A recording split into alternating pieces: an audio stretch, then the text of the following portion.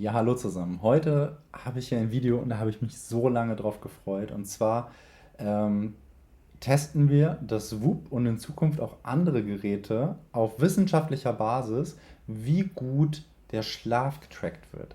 Und warum ist das so was Besonderes? Weil ich mir dafür ein besonderes Gerät kaufen musste. Und zwar ein EEG-Schlafmessgerät. Dieses Gerät, das bindet man sich dann nachts um den Kopf, ungefähr so.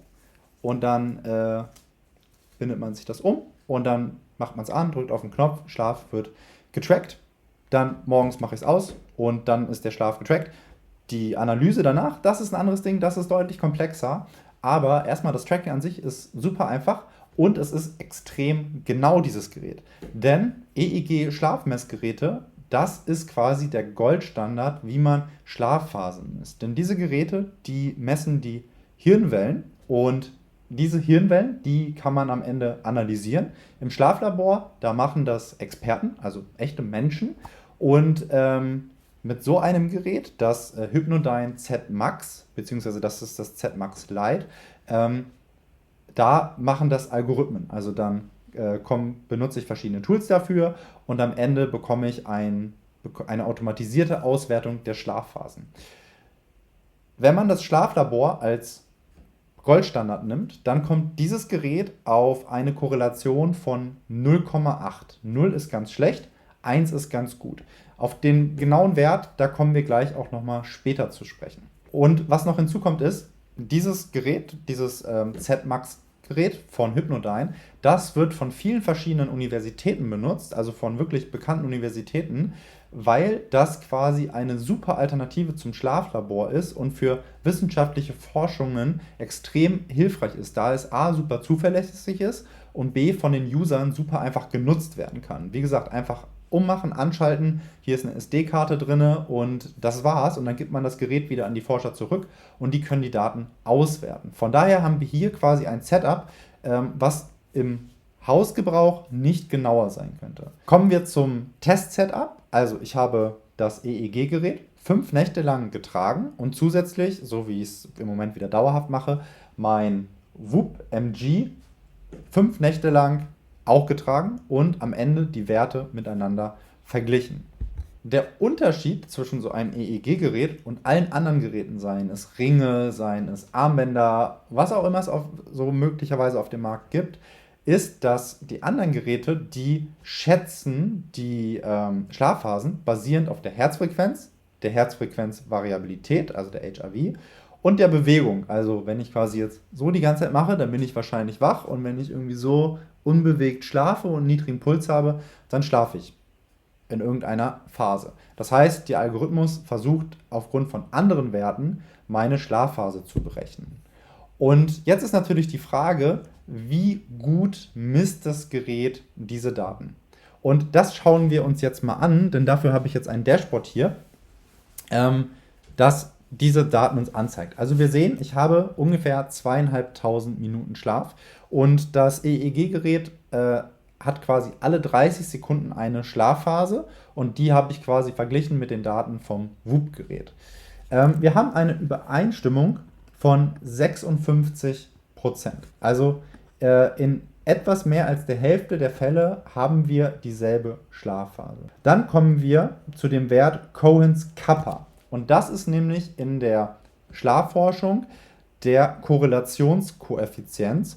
Wenn der Wert bei 0 liegt, dann gibt es quasi keinen Zusammenhang. Wenn der Wert bei 1 liegt, haben wir einen perfekten Zusammenhang.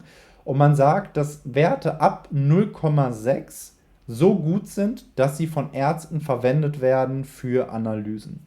Also mit 0,3 sind wir unter diesem Wert und man nennt das noch ein Fair Agreement. Also es ist noch okay, aber ein Arzt würde diese Daten jetzt nicht benutzen. Was man hier auch sieht, also hier seht ihr die Nächte, in denen ich das benutzt habe. Und wir haben Nächte, in denen ist die Korrelation sehr gering, also unter 0,2. Wir haben aber auch eine Nacht, in der ist der Wert bei 0,5, also damit schon nochmal etwas höher. Dann haben wir uns die verschiedenen Schlafphasen angeschaut. Und wir fangen erstmal ganz unten an. was extrem gut funktioniert. Und das ist auch etwas, was ihr genau nachschauen könnt, was ich schon immer gesagt habe in den ganzen Videos. Ich achte immer auf die Schlafzeit, denn die Geräte können extrem gut die Schlafzeit messen. Wir haben hier eine Abweichung von 2%. Also das WUP-Gerät erkennt genauso gut wie das teure 1500 € EEG-Gerät, wann ich einschlafe und wann ich aufstehe. Also meine Schlafdauer wird sehr gut erkannt. Dann haben wir die einzelnen Schlafphasen. Wir haben Leichtschlaf, Tiefschlaf, REM-Schlaf und Wachphasen.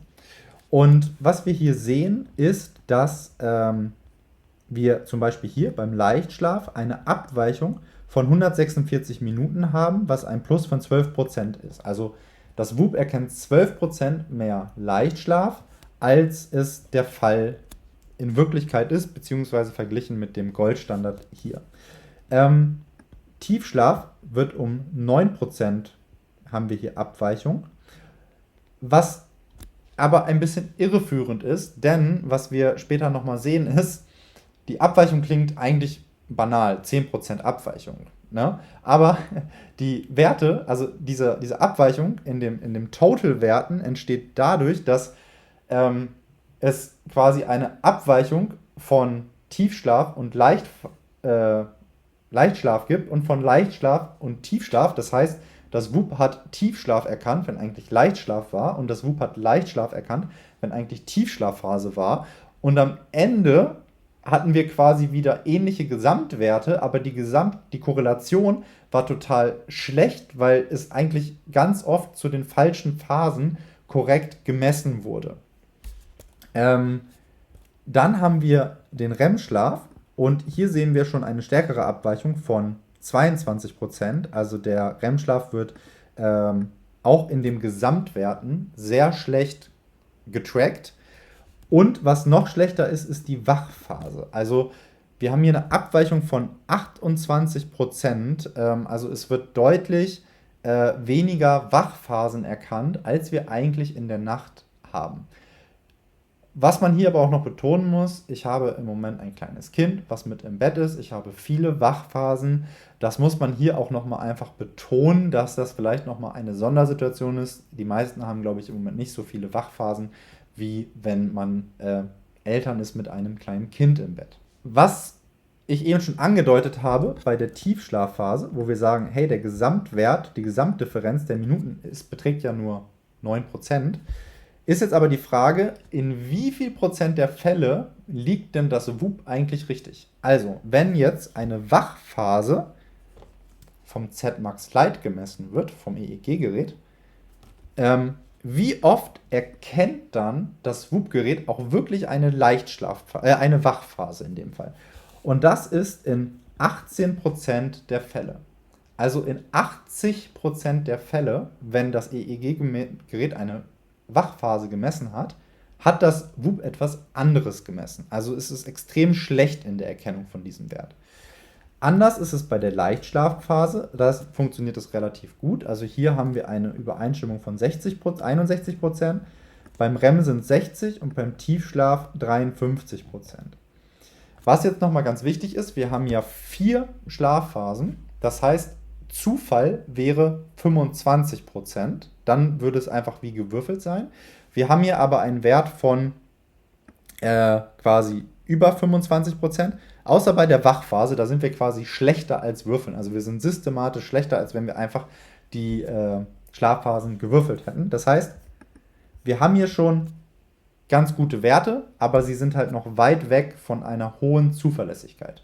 Und man kann sich das auch im Detail mal ansehen, wann wird welche Schlafphase falsch erkannt. Also, wenn wir hier jetzt die Leichtschlafphase haben, das ist die Leichtschlafphase vom Z-Max, vom EEG-Gerät.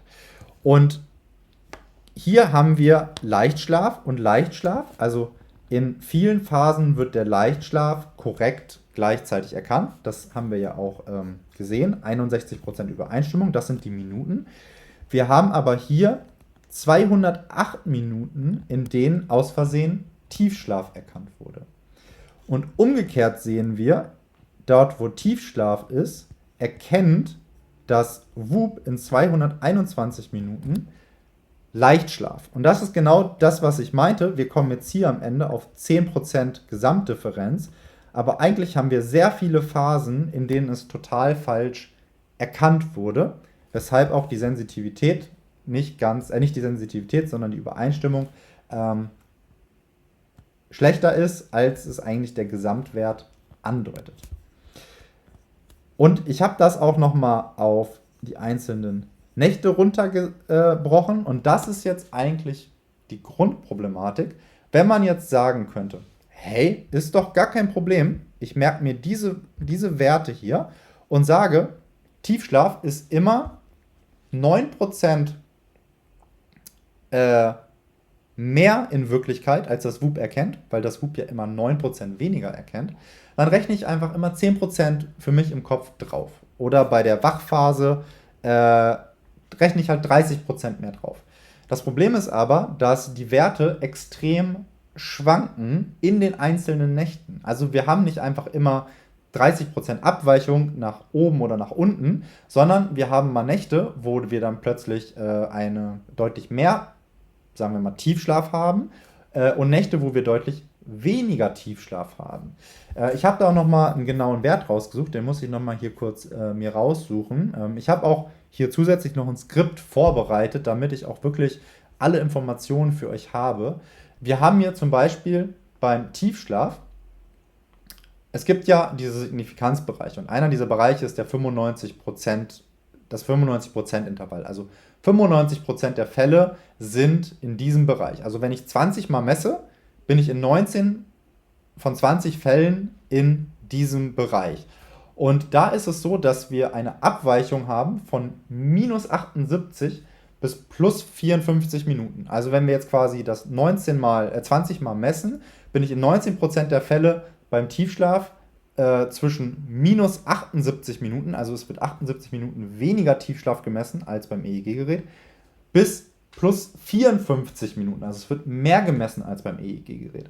Und da wir quasi irgendwo zwischen Minus- und Pluswerten sind, haben wir keine Korrelation, die in eine bestimmte Richtung geht und können somit auch ganz schlecht diese Korrelation treffen. Und das macht es so problematisch, die Werte am Ende wirklich zu bewerten und dann zu sagen, wie gehe ich jetzt eigentlich mit diesen Werten um? Stimmen eigentlich die Phasen von meinem WUP oder kann ich die irgendwie in eine gewisse Korrelation setzen? Was man hier aber noch betonen muss, ist, ich habe 5 Nächte gemessen. Der Aufwand für mich, das zu machen, ist relativ hoch. Es kostet relativ viel Zeit, das alles einzutragen, das auszuwerten und so. Da muss man so ein bisschen den Mittelweg finden zwischen, ich mache ein YouTube-Video und wie viel Zeit habe ich in meinem Leben. Wahrscheinlich wäre es, die Daten werden natürlich immer zuverlässiger, je mehr Nächte man aufnimmt. Das heißt, das hier ist so ein erster, für euch so ein Einblick, in welche Richtung das geht. Die Daten könnten aber natürlich noch viel genauer werden, wenn man ganz, ganz viele Werte misst. Aber ich finde, 5 Nächte sind schon eine gute Tendenz. Was heißt das jetzt für den Alltag? Wie ich schon vorhin einmal gesagt habe, die Gesamtschlafzeit, die funktioniert ja richtig gut. 2% Abweichung, das ist mega krass. Das ist sogar noch genauer, als ich es tatsächlich erwartet habe. Mit großer Vorsicht solltet ihr genießen die einzelnen Schlafphasenwerte. Weder Deep Sleep noch REM-Schlaf sind in einer einzelnen Nacht einfach vergleichbar oder verlässlich eher gesagt. Die Abweichungen liegen bei 30 bis 60 Minuten in beide Richtungen und ihr wisst nicht, in welche Richtung es sich jetzt quasi in dieser Nacht entwickelt hat. Habt ihr eigentlich mehr oder habt ihr eigentlich weniger geschlafen? Was man so ein bisschen machen kann, ist, dass man sich die Werte über Wochen oder Monate hinweg ansieht. Und das habe ich euch auch schon mehrmals gesagt. Wenn man Trends hat, die über einen längeren Zeitraum gehen, dann kann man irgendwie sagen, okay, man hat ja immer dieselben Messfehler über einen langen Zeitraum und wenn dann eine Nacht mal schlechter ist, eine Nacht mal besser, das wird ja über den gesamten Zeitraum, über Monate und Jahre hinweg immer falsch sein, also immer gleich falsch sein in dieser Range. Und dann kann man ja wenigstens über einen ganz langen Zeitraum sagen, naja, jetzt ist plötzlich mein REM-Schlaf deutlich mehr oder deutlich weniger. Dann kann man wenigstens dort einen Trend erkennen. Was man hier einfach nochmal betonen muss, ist, dass es kein reines WUP-Problem ist. Es ist generell eine fundamentale Limitierung der Technologie. Schlafphasen sind definiert über Hirnströme und ein Sensor am Handgelenk oder am Bizeps oder am Finger kann Hirnströme nicht messen. Es gibt Geräte, die können das besser, es gibt Geräte, die können das schlechter und ich bin gerade dabei, das auszuprobieren, welche das besser und welche das schlechter können. Es wird jetzt auch zeitnah ein Video rauskommen, was genauso sein wird wie das hier, bloß mit dem Ultra Human Ring, den ich hier gerade teste. Ähm, für mich ist aber klar, dass das Whoop, genau wie ich vermutet habe, die einzelnen Schlafphasen einfach nicht genau genug erkennen kann. Und auch hier nochmal so eine kleine Einordnung. In der Schlafforschung erreichen diese professionellen EEG-Scorer, also Menschen, die sich damit auskennen, untereinander ein Cohen's-Kappa von etwa 0,7 bis 0,8. Also selbst die professionellen Analysten untereinander treffen niemals einen Wert von 1. Und Consumer-Tracker landen typischerweise bei 0,2 bis 0,5 im Vergleich zum Schlaflabor. Und genau da sind wir jetzt. Wir haben jetzt genau einen Wert von 0,33, der genau in diesem Wert liegt. Whoop ist also nicht besonders schlecht im Vergleich zur Konkurrenz, wenn man das jetzt mal so aus der Gesamtperspektive sieht. Aber es ist auch jetzt nicht besonders gut und Whoop vermarktet das auch manchmal so. Das habe ich öfter mal gelesen. 80% kommt es an ein Schlaflabor ran. Bei mir persönlich, n = 1, ist es nicht der Fall.